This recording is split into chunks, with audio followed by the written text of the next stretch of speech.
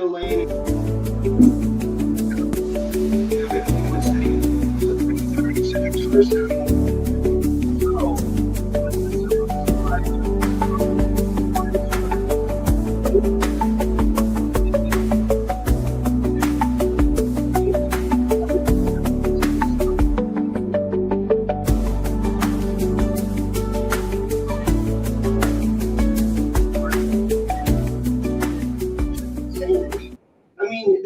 They continue to do the same thing and expect different results.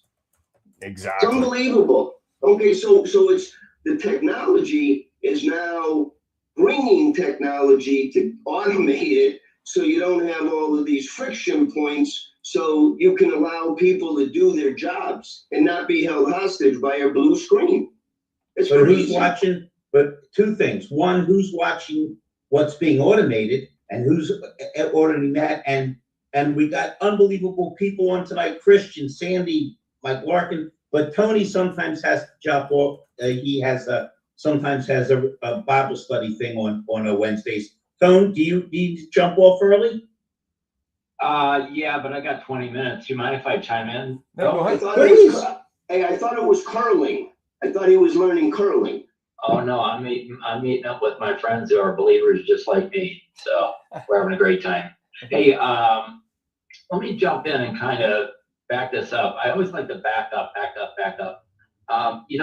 When I was a kid, I used to ride a yellow bus to school, and there was a seat way up in the front all by itself, and it had this round thing in front of it. And guess who sat in that seat?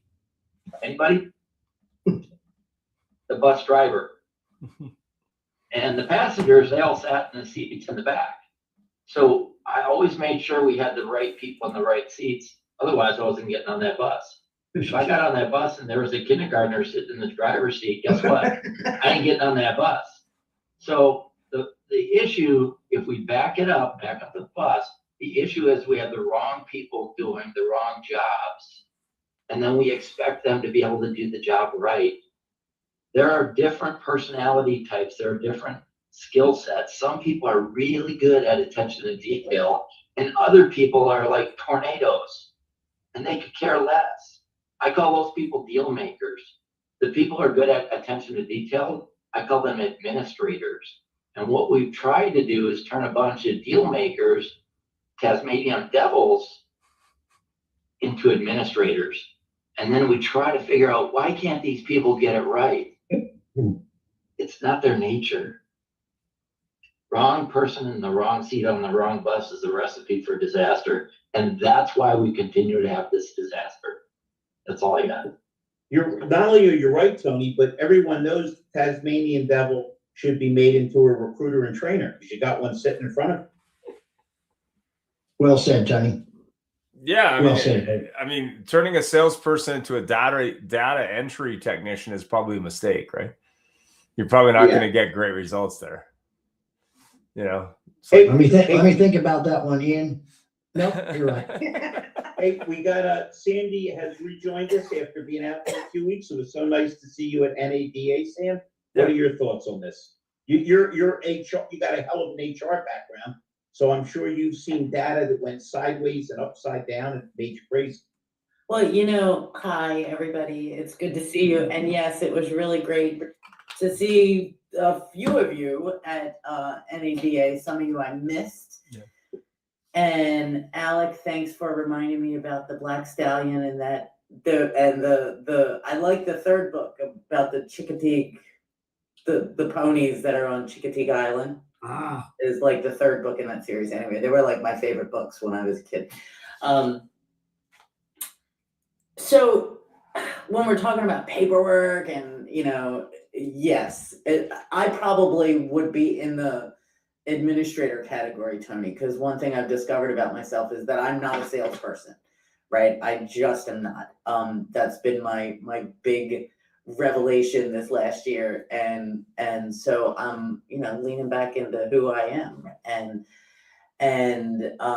while that is in HR and a lot of the boring stuff that nobody wants to do, the compliance stuff is really important. I was just on a webinar today because I'm a nerd like that, with AFib and ADCO, and it was all about how to be sure that your deal jackets are compliant because the fines are huge. And if there's anything that I hate, it is needless penalties and fines. Yep.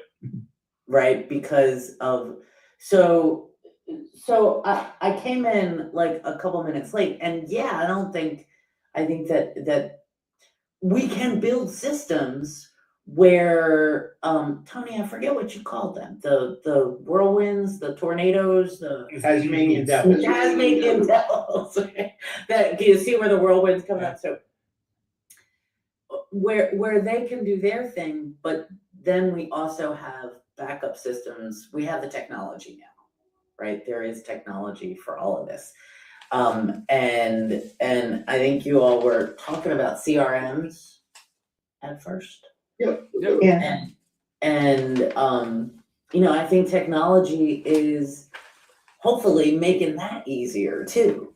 With all the AI tools, you can go through. I mean, an AI agent can look through the CRM way faster than a person can, pull out the duplicates, pull out the people who, like the dead deals that we call them, the dead ones, and revive them, right? Because lots of times they're not dead. I think a lot of stuff gets, at least I've heard that, there's a lot of lost opportunity sitting in the dealer's CRM. And, so I love coming on to here and listening to all of you. It gives me a different perspective. And, I think our industry, especially with AI, y'all saw anybody who was out at NADA, there was AI everywhere. It was just everywhere. Problem with that, Sandy, is that Yeah. AI a lot of times is trained on the data. So AI should be a precision instrument. It should be. That's my understanding, that it needs to be trained, right? Like you have to train it. Like I'm friends with the Mia Labs people, and they have an AI agent for, sales, outbound, inbound, and also, they're doing service and parts. And one of the things that I love about it is that they say that, Mia can be your best employee, right? So you not only train it on what you need it to do, what you need her to do, but you also can train her on your core values, all of those things, and give her the words that you want her to say, how you want her to treat people. And she's never in a bad mood. That's the thing about AI, right? Never in a bad mood. But it can do stuff that it can enhance other people's jobs, right? But if you got sand in your crankcase, Yeah. nothing else matters. Yeah. No, I don't know what a crankcase is, but Like it in sounds your engine. terrible. If there's sand in your engine, Yeah. nothing else Not a matters. good idea. So that was, we were talking about dirty data, and that was the reason. Was it's like, yeah, okay, you got this great, supercharged V8 that's working on 4 cylinders, and sometimes they're misfiring because it doesn't know what to do. So it freaks out, right? I think even beyond the marketing waste of money, Yeah. Chasing ghosts, Yeah. you have the potential to even piss people off if your diagnosis is 3 years old. Think about if you went to your Yes, doctor sir. and you felt bad and he just said, Doing fast. okay, I'm going to give you this because 3 years ago you had this. Right on, Jeff. It ain't going to happen. And then Yeah. you can also trigger potential TCPA violations. I was Yeah. gonna say, You're yeah. not abiding, and that could be $500 to $1,500 per. That adds up in a hurry. And that's a lot of spam. And That's think a about lot it. of spam. You're sending me an email about a car that I got rid of 3 years ago because I hated that freaking thing. Now I got a negative connotation about your dealership because A, obviously you don't know me, and B, man, I'm still pissed off about that car. Correct. Yep, I'm not finished with you. So I have a Sandy, question for you all. with Yeah, this. shoot. And it kind of like, I'm working on a little something that I'm not ready to talk about yet. Yeah. It's not a little something, it's big. How dare you? Please, Sandy, stop with the Red tape engagement. Your husband and my wife are really sensitive to that. What? You know, that immediate mutual attraction we felt in Vegas. You kept saying to me, Larry, what happens in Vegas stays in Have Vegas. you ever seen pictures of my husband like Larry? I know Japanese self-defense. I could run him over with a Toyota Tundra. So you can get me a Toyota. It's easy. Wait. I have to bring this.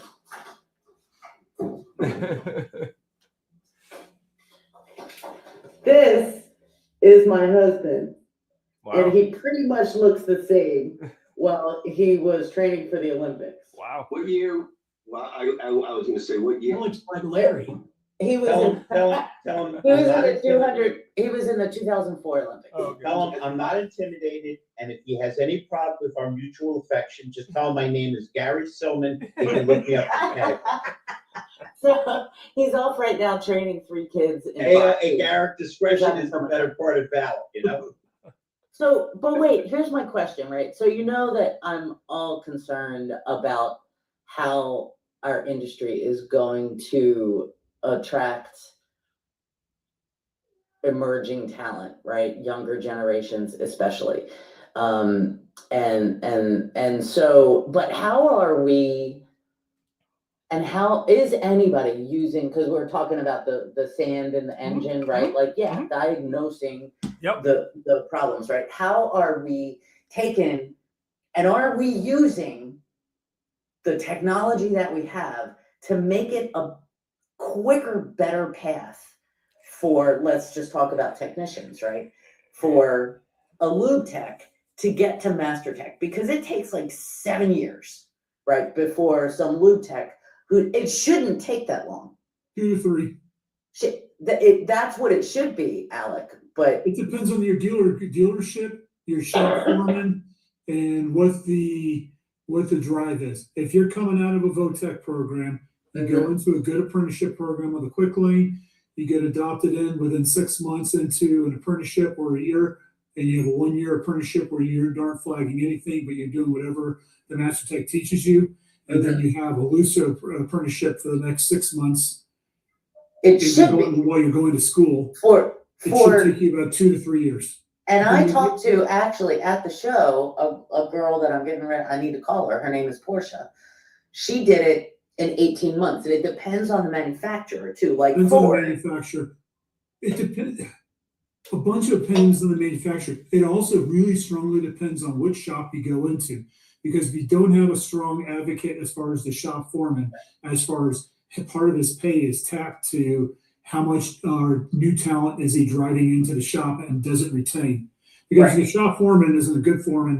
He pisses everybody off during the training and they leave after the training, then it did you no good. You spent all the money, you got nothing back. But Yeah. you got to have a tool program where you're providing the tools, keep them off the tool truck.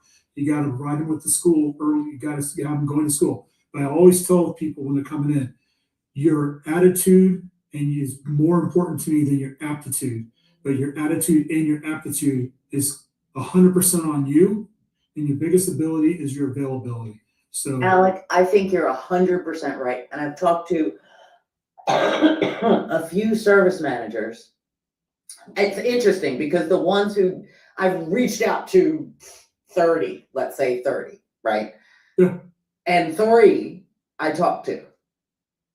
And they're the ones who are doing it, doing everything that you just described, right?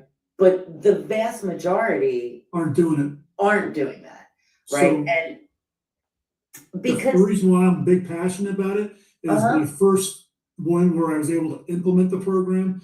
I had a VOTEC school 500 yards behind me for a community college VOTEC program. And I had 10 to 15 kids coming up to me every 6 months looking for an apprenticeship. right. And I can only take 2 to 3 on every 6 months. I feel like apprenticeship is for not just for technicians, but are the way to go. But to take the part of the challenge, right, is not just the knowledge, the book knowledge. It's the experience of the master tech who's been a master tech for a long time and taking that experience and getting it to the young people coming in. Right. So that creates another challenge, because you got to tell your master tech who has now learned how to do the jobs that say, let's take, it's flagged for 4 hours, but they know how to do it in 2. Now they got to slow down to 3 so that they can train the new guy. There has to be a better way to do that, right? Sandy, that's endemic in dealerships. With sales, it used to be, okay, go here, you're new, let me put you with this guy. And instead of learning, you became an indentured servant. You were getting coffee and taking the plates off of cars. Sure.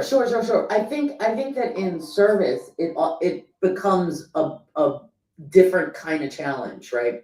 As far as sales, because of the types of jobs that master. They don't want to lose time, but they still have to train the people. If you incentivize them the right way, if you have a shop manager or a service director that understands that if you everybody works their pay plan, if you compensate them properly, they don't really lose anything, and you gain somebody with experience. But imagine this, right? Has anybody here gone to YouTube to find out how to do something? Yes, I had mechanics that had YouTube certified mechanic. Man, I go from 8 trips to Lowe's on a Saturday to 2 now, just because of YouTube. Yeah. Right. So, because the other thing is part of the reason why I love this whole idea of apprenticeships is dealers, Larry, what do they all want? They want the master tech, right? They'll pay $10,000, $15,000 for a master technician. So you can buy it or you can build it, right? Building it makes so much more sense.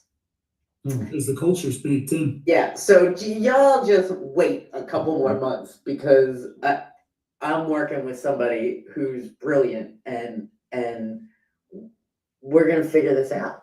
Figure out how to do this. Because imagine if you could take all that information and knowledge and experience in real time while a master tech is working. Right? Sandy? Yeah. A lot of this, there's you said a few things, and I want to address. You said you sat on with AFIP and APCO, and those guys got a whole training program that they're doing, which is needed, and they understand what the laws are, and so that's awesome. And what I see with AI and with agentic is that every position in the car dealership is going to be able to have their own personal coach. And smart people are going to be able to load that information in there correctly, and that this becomes the model in the dealership. So just from the compliance standpoint, one of the things the FTC requires is that everybody in the dealership goes through a learning program, and there needs to be documentation. So people went out, APCO and a few others, and they have learning management systems. And everybody has to go through a learning management system. No different than HR when we used to have to make everybody go through sexual harassment training. And you should still be making everybody go through Well, they still need to. But what I'm saying now is that with all of our AI knowledge, it's coming. We listen to the F&I transaction and we can spit out what happened. There's going to be training modules that, just like Russell doesn't need to go to Lowe's 8 times, he can go, that people can learn right on those learning management. And that's where I see that HR is going to be able to encapsulate all of this, because it's right there. It's right on your fingertips, because we've been all held hostage by the Reynolds and CDK. And now that we're able to bypass and create our seamless transactions, when I set up a dealership where I know that the lead can come in from a lead source, go into their CRM, negotiate the deal, push it into the menu, do a digital menu where the customer is wherever they want, get an accept, decline, and complete the data, we can do all these other things very seamlessly and train people how to do it. And the AI and the software just needs to be the funnel in the conveying belt or the conveyor belt of the deals. And that's where I keep on. I go out. I was in 4 or 5 Ford dealers today, all very nice cooperative dealerships, but all fragmented. One guy had to go into 2 or 3 different they had to go look me up with Ford. Well, I got to go into this system. Well, and I'm like, look, I'm in the industry and I want to buy I need a car, but I want to know exactly what you're doing because I need to understand your process. And it's very frustrating for the sales people. I had a guy, nice guy. He was in construction for 30 years. He hit the jackpot. He found a nice local dealer that's good, a family-owned dealership, Marcotte Ford in Holyoke. And the guy loves selling cars. He's happy. He's got these big hands and they're all calloused. And I'm like, how is it? I said, what's it like working out in the cold? He goes, it sucks. So, as we talk about careers in the auto industry, we're starting to see it finally legitimize. And all you have to do is be nice. And if you're nice and you're cooperative and you explain to the customer, I'm in a terrible situation with this car I bought. I'm at the end. It's got no value. I'm upside down and I'm trying to figure out the best way of getting out. So I'm talking to these guys.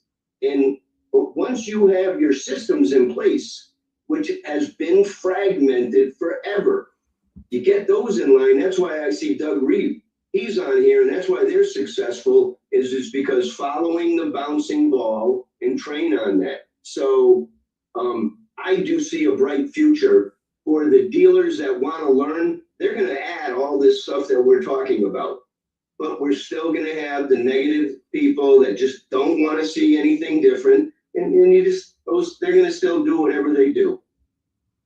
And Larry, you can speak to this, and Alec, I don't know you, but maybe too. But, as all you guys know, my son's a technician at a Toyota store.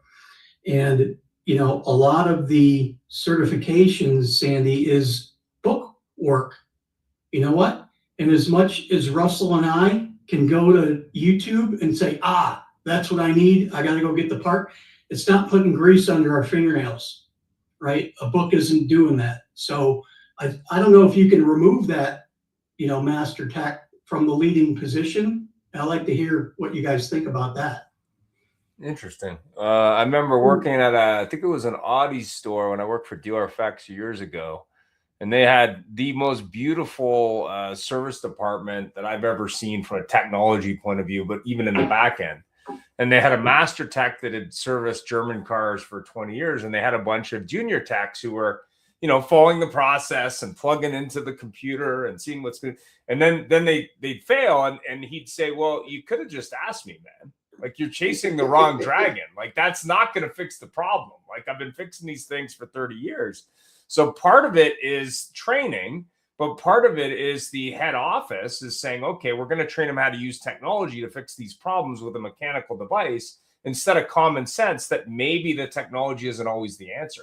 Maybe it's something that's a common class that they could have a master tech teach when they start the process. So they're starting with the basic knowledge. And I always go back to when I used to fix computers in the 80s and 90s and even into the late 90s. And people would come in and go, this is what's wrong with my computer. I go, do you fix computers? And they go, no. I said, well, don't you want me to take a look at it? At least sort of determine that before you spend money. And the same thing is true, I think, with the factory today is they go, okay, we're going to train them on all this stuff, but then we're going to tell them to plug into the computer in the car and it's going to help them fix it. And the reality is it isn't always that simple, right? That might be part of it. But the common sense thing, when I looked at this master tech who was laughing his ass off in the corner as these young kids were spending 4 hours, which could have something that could have been done in 20 minutes, just because he had the benefit of that knowledge. But if those master techs taught the courses at the beginning of the training and then said, okay, we're going to teach you cars and then we're going to teach you technology, as opposed to let's teach you the technology and then we'll teach you cars, right? This is a football. It's sad, and we're probably all guilty of it, some to more extent than others. When you have a mentor who wants to mentor and you don't reach out, because I don't know anybody that knows everything. And when you get into the habit of saying, I'm not sure, let me ask, and you have somebody that you can reach out to, just makes your life a whole lot easier, because the only thing, worse than not asking is doing it on your own and screwing it up when there's resources that can help you. Yeah, if they had paid the master tech, like, listen, this guy's having challenge with this, we'll give you, a certain amount per hour to help him out and teach him how to do that so he gets better or she gets better. Great. Like, let's do that, right? Let's not keep the customer waiting and then try and charge 4 hours for something that could have taken an hour, right? And Larry, is it uncommon for a You muted. Jeff, we lost you, but it froze. Go ahead. Is it common for the master tech to get an override for a while on a junior tech? The intelligent answer is it depends on how smart the people running the shop are. Again, when I had my store, I always made sure that there was an incentive for the salespeople that were seasoned to work with the guys that weren't seasoned. Because if they feel like it's a pain in the neck or it's taking them away from something, as Sandy said, if it's going to cost them an hour to do a job because they're going a little slower to show somebody. So up front, I always understood that concept. In the back, it was a little trickier because it was a union shop and the rules and regulations could strangle you. But we had a tremendous guy named Pete, who was such a friendly, outgoing guy and such a knowledgeable guy that he was kind of an emollient, between what would be regulations that would stop us from sharing information and being the first guy to come over. Everybody in the shop liked him and respected him to offer in. So I think it's like everything else. If you don't make it a welcoming environment, I think we've all seen or been involved, sadly, in a situation where you get punished for bringing information to people. That's not, don't you worry about that. That's not your problem. But when you encourage people that I really do want to get better and I want this place to get better, and if you have an idea or suggestion, I'm listening. Because we've all seen when people come to you with ideas and you ignore them, it's Pavlov's dog. The bell rang and he was hungry. They start to realize, why should I even bother bringing something to people? And that leads to apathy, which is the death of any business. Oh, I agree. The only thing I would add is that for technicians, you have to be process oriented. And one of the things I used to ask during the interviews is what was your highest level of math that you completed? Kids that were good, that could do algebra and geometry and trigonometry were going to make good techs because they could follow flow charts and they could follow process. Because the diagnostics, it's not that it's hard, it's process. And if you like to skip around like you're an ADHD kid like myself, you're not going to be successful. You're very creative and you'll figure out a solution that'll work, but you're not going to be timely and efficient with diagnosing and repairing customers' cars. Well, the slant may not necessarily be towards the mathematical, but salespeople have to follow process too. Because if they don't, they drop a tremendous amount of customers. They lose gross. Their CSI doesn't work. Think how sad it is that everybody chases CSI so they can get money from the factory if they're a dealer, or they can get paid their override and not lose their spins or a percentage of their spins. I remember when the Japanese didn't have quality control because it would be considered an insult that, of course, they're going to build the car the right way. You would think intrinsically we would want to stay in touch with our customers and follow up with them. So A, we could see they're happy, and B, we could ask them who else they know is in the market for a car. What a novel idea. Yeah, I know. Salespeople are in the now. They want to do whatever's in front of them. In the back, those guys got to beat the clock, man. I know my son was wrestling with a warranty job that I think, paid 8 hours on the books. But he said, there's no way, Dad, I can do this in less than 15 hours. And, now his week is hosed because he feels like he's working for free. Right, he's below, he lost money. They ended up, giving him some more hours, but not for what he had into it. And he's not a bad tech. It's not that. Did you ever watch an Warranty NBA game? sucks. We all know that. Jeff, you watch an NBA game and they miss a foul. And if they're old seasoned refs, at some point there's a makeup foul. It's a little ticky tacky, but they made it up. A good manager understands. For anybody who doesn't know Jeff's son, I've had the pleasure of dining with him and hanging with him. He's just as much of a gentleman as Jeff is. He's the kind of employee you never want to leave. So with employees like that, there has to be a certain amount of balance. Hey, I know this job is the books, usually with Chilton, the book says 5 hours, you can do it 2, everybody makes money and the customers have. With a job like that, there has to be a certain amount of management balance. Hey, come here for a second. I see what this job is. I'm going to take care of you. Because if we feel we're being taken care of, we're happy. If we feel like we're being taken advantage of, the most noble of us, somewhere in our brain, something goes, wait a minute, I don't like this. And it can turn our attitude a little bit. Yeah, I mean, if you look at it and you say, okay, obviously, when you're looking at a service manager or even master tech or tower operator, I mean, they got a lot going on, but at the same time, the factory in a lot of cases is underselling what that takes. Like they're underpaying for it. So so obviously the more senior techs don't want to take that work because they're like, yeah, I know that's going to pay me half what it actually is worth. And the junior techs want to do it, but they don't understand what they got themselves into, and they may not be able to do it as quickly, right? Like, I don't know who came up with that math, but it's never right. Yeah. Our boy Doug Reeves is on, and Doug, whenever you're done saying what you have to say, we'd love to hear it. We'll fill you in. We got to hear from our buddy Mike Larkin. Yeah. Doug, we started talking about dirty data, and that all data needs to be completed correctly and quickly, so we don't lose it. And that led to discussions of shops and how, to grow a tech, he needs mentoring from a higher up tech or a master tech. But that means the master tech is going to do the work a little slower. And how do we compensate them to keep them happy? Our buddy Alex said it's process, and I came back with everything we do is process or we suffer. So your thoughts, Doug, and then let's hear from our buddy, Mr. Larkin. Well, I agree with everything that's been said of your summary. The thing that, as I got on late, the two things that were mentioned that unfortunately I think are gonna, well, not unfortunately, they have to be addressed is there's an awful lot about talk about AI, and yet there's still talk about people. And if I recall, this was open mic, so my concern in general is that the reliance on AI, there's a lot of compliance issues and legal issues that I don't think have really been fully vetted by a lot of people. And I'm concerned that garbage in means garbage out on AI, and dealers could end up getting harmed.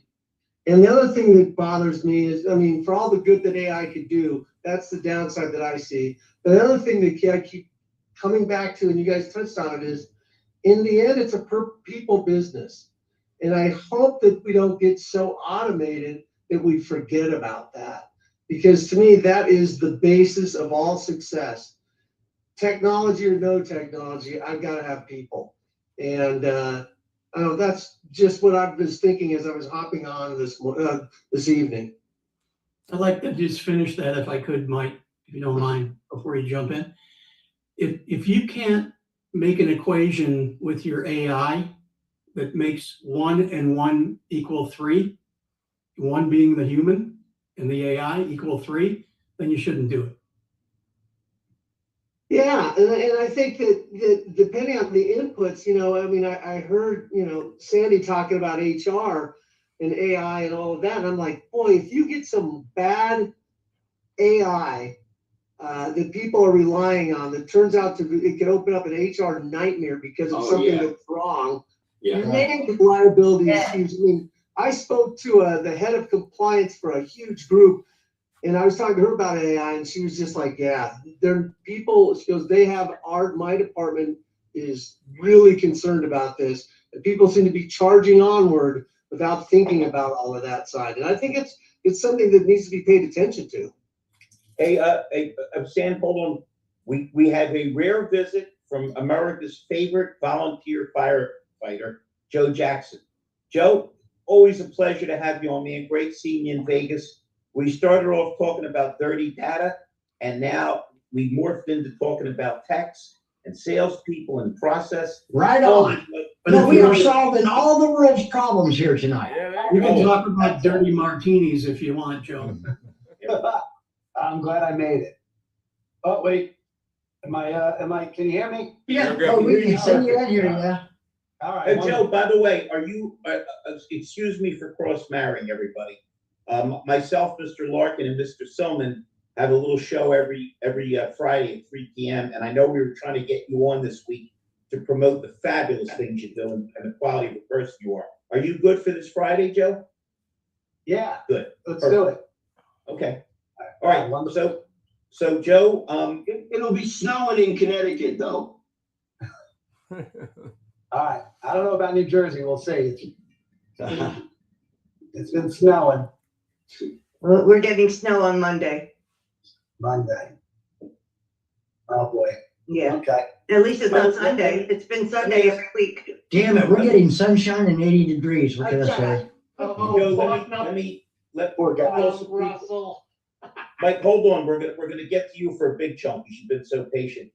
Joe, let me use a parallel. For anybody on this program that doesn't know Joe Jackson, he's got to be one of the best liked guys in the business because Absolutely.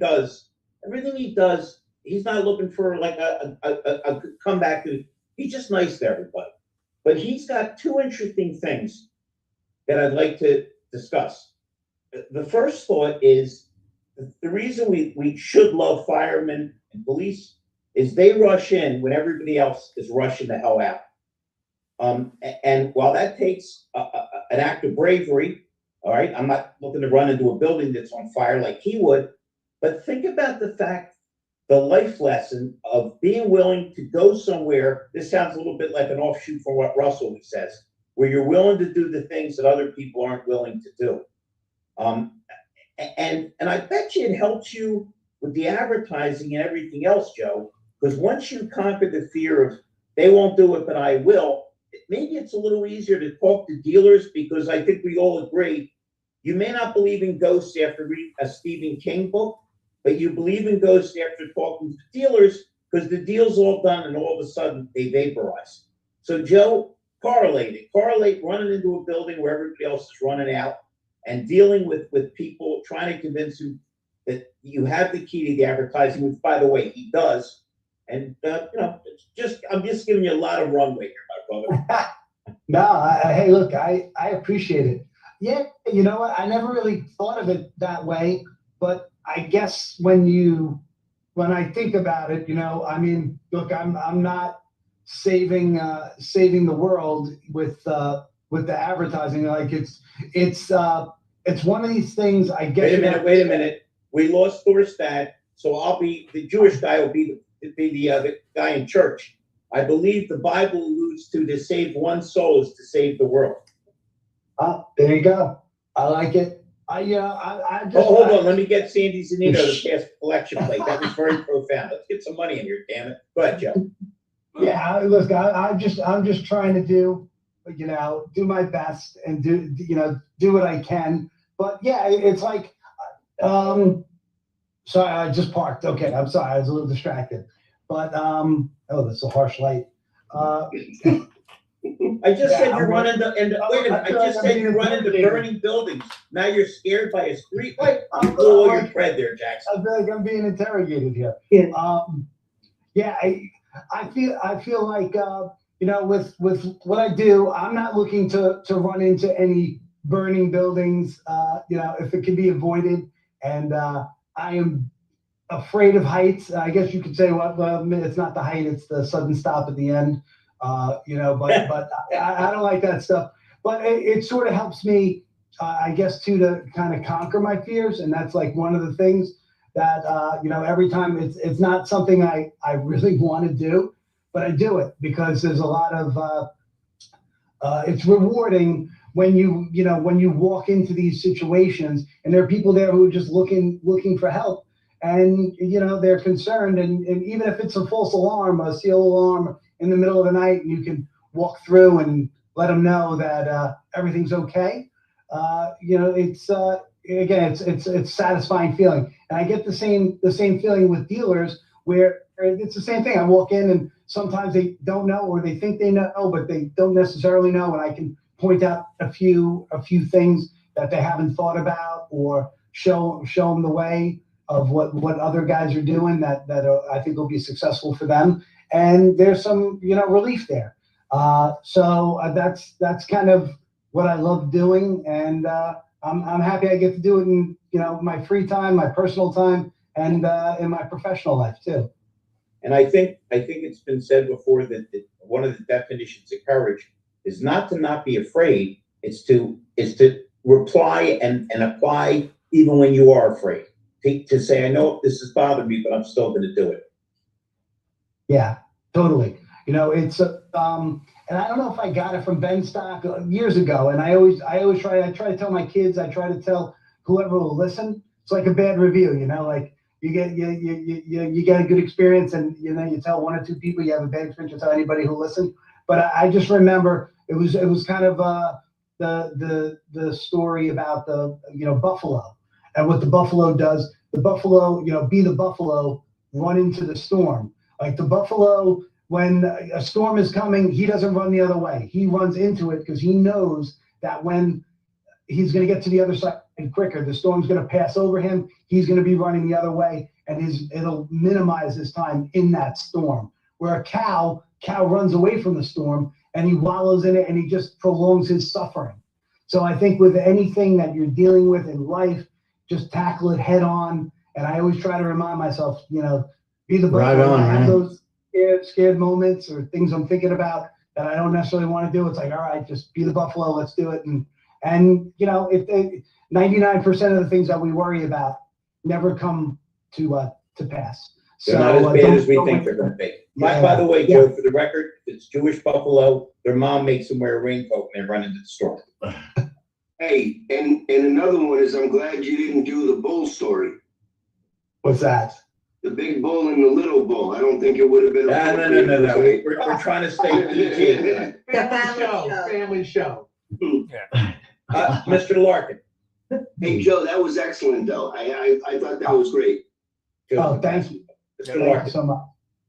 Joe, just you've done shoveling out your fire hydrants in your area. Oh yeah, we're all good. We're all good. Yeah. Well, Mike Larkin and I were talking. The West Hartford Fire Department threw a thing on Facebook saying, clean up a fire hydrant, take a picture of it, and win a gift certificate. So they're trying to, because they're trying to make some fun with it. And I thought that was a great idea. What else did they do, Gary? What else did they do, Mike? They're going to either or give you a $50 gift certificate or drive give your you kids in a fire engine to school. That was really cool. Yeah. Clean up your city. That beats the heck out of having to show 15 pieces of ID. I was just going to say that. Same here. And Sten sure couldn't be on, but he wanted to comment that he loved what you're having to say through LinkedIn. Right. Hey, y'all, go ahead, Sam. I'm sorry, Mike. I just wanted y'all to see the thing that I put in the chat. I'm pretty sure you can grab it. It's a I already did and saved it. Good stuff. Thank you. Yeah, thank you, Sandy. And it goes directly toward Doug's point. There's so many nuances by state and by federal that if you just can't be willy-nilly, and that's where HR dots the I's and crosses the T's, where the sales guys and gals, those are the Tasmanian devils. And something that actually just happened, if your HR person is going to ChatGPT or Claude or whatever, putting stuff in there to see how they should handle something, that is discoverable, right? That is not privileged. Claude is not an attorney where so now you're violating private information, putting it out in the public. And not necessarily out in the public, because you can have but what I'm saying is that it is discoverable. It is not secure. Completely unlike a conversation that you have. Sure. an attorney, There's written a, with an attorney. And this is case law, like this just happened. there's a footprint. There's a footprint of Yeah. that. Yeah. I quoted Russell Hill on the Saturday, All Things Used Cars Plus on David Long's room. He opened one up on 10 a.m. on Saturday. So he's got the one on Friday. He's got the one on Saturday. But they were talking about data. And, you know, if you're a sales guy, you ought to know going in to know what data needs to go in the CRM. Yep. Name, last name, phone number, or email. That's the basics, because you need to show them, hey, when I email this list of what you're creating today, it's got to say hi, first name. And if you don't have the first name, it's got to say hi. Yeah. So that data is so important. And I said it in that room. I'm going to quote one of my favorite people and pretty much my favorite person in the car industry, Russell Hill. He says, if it's not on paper, it's vapor. Paper to vapor, baby. Yeah. Interesting. Right Thank you for quoting me, Mike. And I have to say this real quick in front of everybody. Joe, it's a real pleasure to share. I didn't even know you and I were going to be part of the host this morning. That was really, really great, man. I love everything about what you do and who you are, my friend. Thanks, Russell. The same here, ditto. Yeah, that was great. It was a great surprise. They sort of sprung it on me. Me too. It's cool. Yeah, which is great. Are you coming to the All Things Tech Stop? She said, well, yeah. Oh, well, okay. Well, and then they announced we're both, guests. First I heard of it, Yeah. Surprise! So yeah, it's good. It's good that it's better that way. I didn't have too much because me, I always say it's the fly on the wall. So it's kind of like, so it was good. It was kind of one of those things. All right, it's like I need to become the yes man, like that Jim Carrey movie. We created a storm because they're going to have part 2 next Wednesday. Right? Yeah, that was awesome. So yeah, great job. If you guys scripted it, we got to do it together.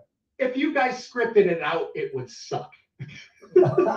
Probably so. I'm an impromptu guy, you know. The fact that you guys are off the cuff, it was great. It was really great. Yeah, no questions were given beforehand. Oh no, thank you. But yeah, thank you both. Yeah. So jumping back to CRM, Mike, 18%, and this is, give or take, of people every year will change their phone number. Okay. So let's just say that 15% of your current CRM data over the past 24 months doesn't have the right phone number. Junk. Brutal. It's junk. Okay? It's going to be higher than that for sure. But anyway, go ahead. And a lot of CRMs use that as the marker. Yeah. Right. Email addresses. I mean, geez, I'm a unicorn, but I probably have 25 email addresses myself, and I use them strategically, which is why I do. But, I think that in itself, there's no simple way for the CRM to say, oh, is this a dupe? I've already got a Mike Larkin. I got 3 Mike Larkins in here. Is this the Irish guy with the hat? Yes. And the CRMs were never sophisticated and that's what, and they don't know how to do it. And that's a very valid point. I mean, there's so much junk in their data because they never were disciplined and they never had systems in place to capture the data. And all these marketers are saying, man, you're sitting on a gold mine. Well, but yeah, after it's been scrubbed and cleaned, that's right. Those 10,000 leads turn into 200 qualified deals, and maybe you get 1 sale. Well, just look at email marketing. If you're buying a list of emails, for example, with names, the first step is to scrub that list, man, before you do anything with it, because it's what's the quality? Who knows? right? And I would argue CRMs are probably much worse than that. I look at CRMs now as kitchens. And if you're gonna do it right, you gotta take it all the way back down to the studs. Because the CRM, the old ones, they don't talk to the new ones. You need to have one that can communicate on all platforms, and they have to talk to all the other network. And when dealers have a CRM that they love, they don't change. And that's what got them more organized than they were in the past. And for the future, you keep on connecting the unconnected, you're going to make more money. I mean, it's you don't do it. At least you have a roadmap of how to do it right, where they've been guessing for 30 years. Yep, 100%. Well, we are out of time, shockingly. It sort of went all over the place. Yeah. So any final comments, Larry, or anybody else? Just as always, thank you all so much for participating. We really, really love your input, and we appreciate everyone. Nothing for the swear jar tonight, huh? Yeah. Rhonda? So I want to thank Joe for the Buffalo story. yeah. Yeah, That was here. wonderful. Yep. That was a really great story. We often don't think how the thing coming toward us is actually an opportunity, right? Right. I quoted that, Joe, with quotations and gave you props in the chat. Be the Buffalo. Yeah. That's going to be the new slogan.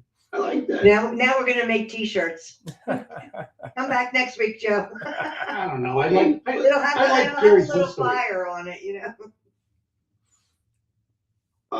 We didn't even talk about the Olympics and the USA victory. I mean, that was I'm sorry for our Canadian friends. No, it but doesn't what a matter. What a story. What a Both great, of the hockey teams, Yeah. brother. Both Yeah. hockey teams, right? what a wonderful There's story. always a And winner how and a proud- loser, always. Proud Americans. And boy, Blair, we got a Jewish kid winning can you imagine? We didn't even- No. Two Jewish brothers on the men's team, and the goalie was a Jewish woman. And Oh, on the you're right. women's She was team. Frankel. Yeah. Absolutely. I like how they carry. I didn't know Jews could play hockey. I didn't know they were allowed to. And Yeah. I like how they carried Boudreaux's jersey. They brought his kids out on the ice. Oh, that was Yeah, that wonderful. was yeah. Yeah, what a story. I mean, and Class 46 act. years ago, the USA beat the Russians. That was wild. We've been having a lot of fun with that one. Congratulations. Hey, good seeing everybody. Thank you, everyone. Ciao. Joe, we'll see you Friday. Thank you for helping the industry get better today live. Awesome.